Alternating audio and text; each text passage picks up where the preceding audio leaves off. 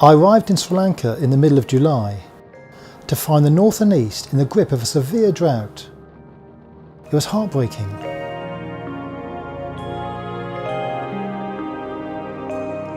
They are on the edge of a catastrophe. The drought situation was entering a new phase.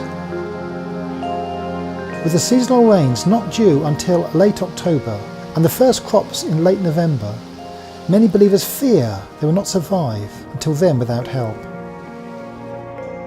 It is now the second week of August and the situation has deteriorated. In the north and east, where most of our churches are located, there has been little rain in the past 18 months. They are suffering their worst drought in 40 years. And the vast majority of crops and home garden produce has died. And the wells are drying up. Over the years, many have just got by in the dry season, but this is different. It is uncharted territory, with no one quite sure what will happen. Most of our churches are in Tamil areas where the 25-year civil war was fought. When the war ended in 2009, it left a legacy of a rundown infrastructure. As a result, the majority of our people live off the land. And without help, when the land dies, they die.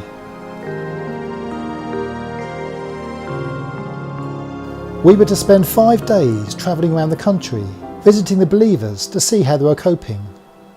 Sadly, we found the same fears everywhere. We travelled north to one of the worst hit areas and visited a widow in Vishwanadu.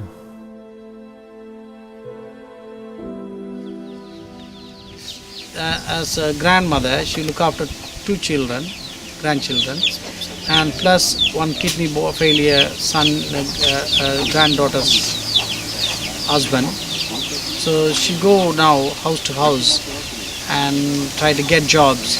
Whoever give any jobs, and she do. So now that also not available. People are not giving any jobs because of the no water. So she's struggling at the moment. Said, "I'm dying every day." That's the word she used.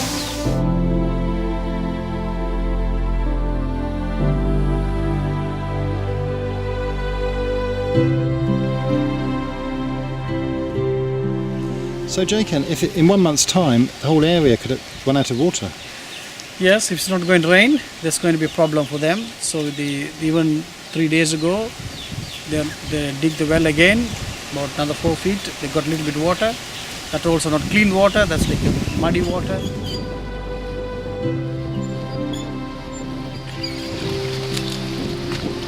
Water is not clean.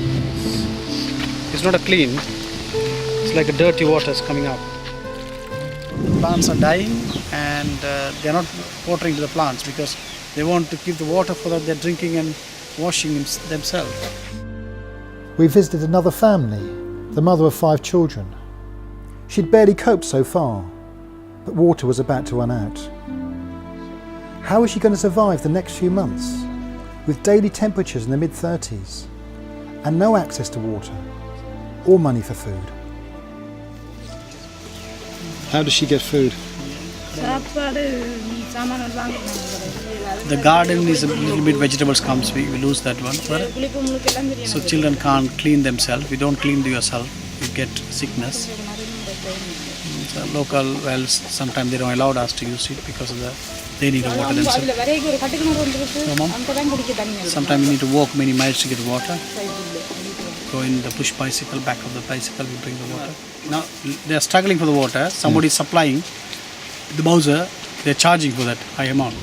This should be big because of the no water. The small, the fruits are not growing bigger.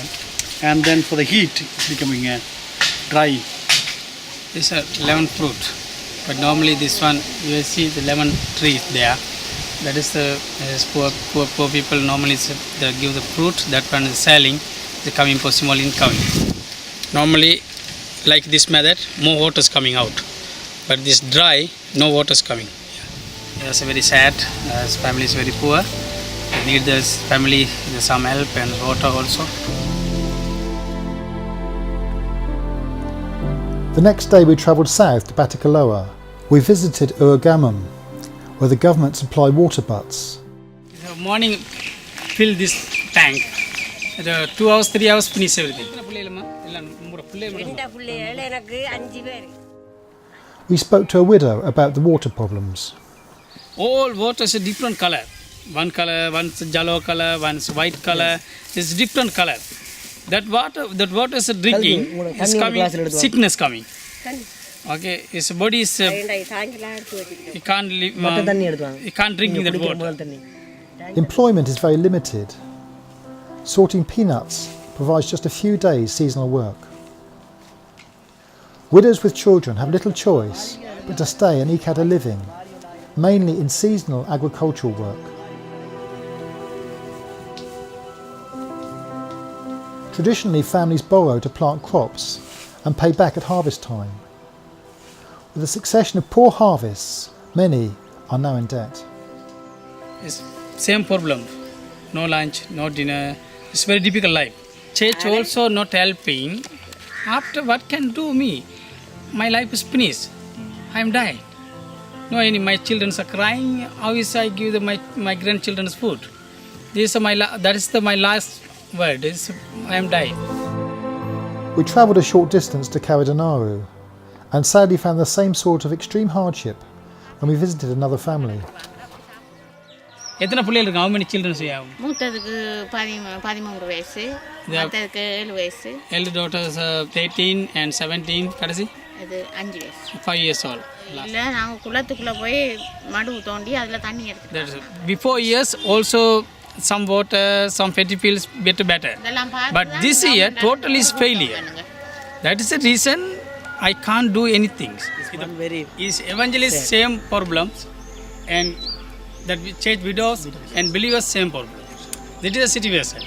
Rain not come, so all water problem, lost all home garden, and the paddy field or lost water problem. எங்களை முடிஞ்ச வரைக்கும் அதை திருச்சபை கூட நாங்கள் செய்து கொடுக்கலாம். His current said he is visit some houses. My church believers are no food sometime. He's thinking, oh my dear God, I'm bearing this one. His feeling is better run away, but he doesn't like God run away. The churches, please help my believers. I not run away. Current thinking, he will ask the help the LEFC and Pastor Jekant and all ask the helping, give the my people. We travelled to North Mutur, visiting Virumaniga. It was the first church to be planted. Half the families have no father, as many were killed in the war and others moved away for work. Virumaniga is a forsaken area, desperately poor and needy. Government help is minimal. These are poor areas of which few people in big cities like Colombo are aware. The Tamils were the losers in the civil war, and many feel there is little sympathy for them after years of hostility. The church is next to the school. They already give lunch to around 120 children each day. The school children are so poor, many come to school without breakfast and faint in the heat. The main village well has run dry. The church well is the best in the village, but it has dropped nearly 2 feet in the last fortnight and is nearly empty. The nearest alternative supply is 6 miles away. We visited a grandmother in the village who is struggling to find work to survive. Without rain, it's any personal self-employment. It's another idea we have. It's very hard work. It's go cutting firewood and selling. So children's major job also cutting firewood. That's children's jobs. So children's life also very difficult. We don't like to interfere to children's lives. So without that job, it's difficult to live this world. What is our response? We know we have a wonderful Heavenly Father who tenderly cares for every need. Our resources are limited, so we're doing what we can.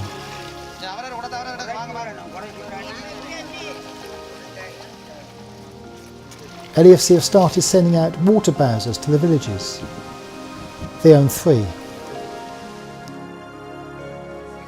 LEFC are increasing the meals they give, initially to the most needy, but food costs are rising.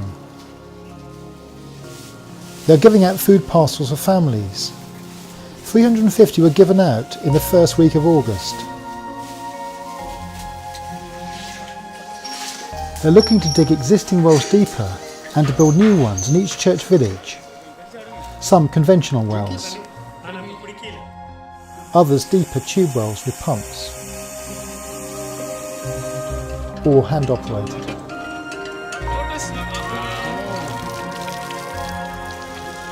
LEFC also want to buy more land near churches where there is a better underground water supply.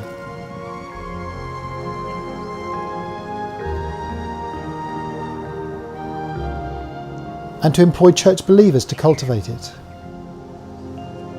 They have already bought a number of acres in different sites. Longer term, we need to help the people develop their own businesses.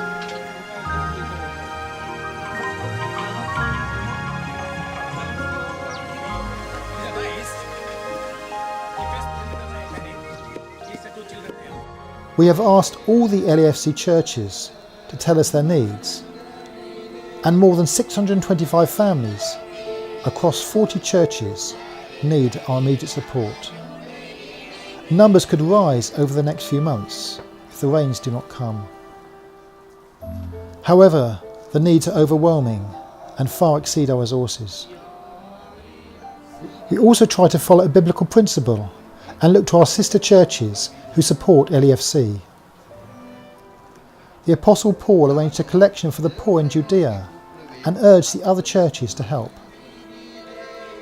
We read in 2 Corinthians 8, verses 13 to 14, "For I do not mean that others should be eased and you burdened, but that as a matter of fairness, your abundance at the present time should supply their need, so that their abundance may supply your need, that there may be fairness." And in 2 Corinthians 9 verse 12, "For the ministry of this service is not only supplying the needs of the saints, but is also overflowing in many thanksgivings to God." If you would like to help, please either contact Gary Donaldson or go to our website.